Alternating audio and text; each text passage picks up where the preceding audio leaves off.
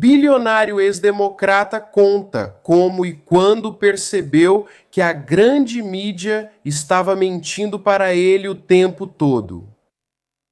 Confira. Não acredito que estou sendo enganado por esse grupo, cuja única função é enfrentar o poder com a verdade.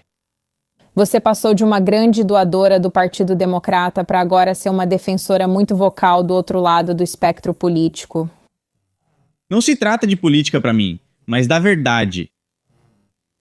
Houve um momento em que eu era basicamente como todo mundo e estava meio que doutrinado. Minha consumo de mídia era igual a de todo mundo. Eu lia o New York Times e o Wall Street Journal. Eu assistia um pouco de CNN, um pouco de CNBC, um pouco de MSNBC, um pouco de CBS. Economist, às vezes você encontra em um voo e pensa que entende o que se passa.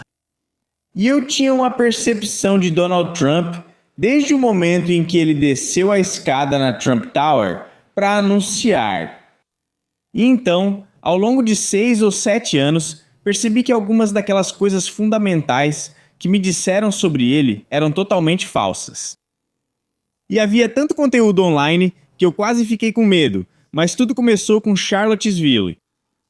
Eu quase tive medo de olhar para isso porque pensei, acho que mentiram para mim. E então eu vi o que ele disse, mas depois vi como foi retratado. Eu originalmente acreditava naquela versão até ver a verdade. Então comecei a entrar nessa toca do coelho. Para mim foi uma evolução perceber que estava sendo enganado por pessoas cuja única responsabilidade é confrontar o poder com a verdade. A palavra-chave aí é falar a verdade ao poder, não a sua percepção ou seus desejos. E quando conheci ele, minhas opiniões eram mais moderadas. Bem, ainda são. Eu sempre tento manter minhas opções em aberto e ficar comprado, pesar as probabilidades, avaliar os riscos. Ele não fazia ideia do que risco significava. E isso significou muito para mim porque me mostrou o que era ser destemida no mercado de ideias. E dessa forma eu percebi essa jornada, eu percebi ele mudar. Eu percebi que ele passou a integrar muito mais coisas que eram importantes para mim, como mensuração, julgamento. Mas ele considerou essas coisas com base na experiência, em vez de começar pela ideia de querer estar certo.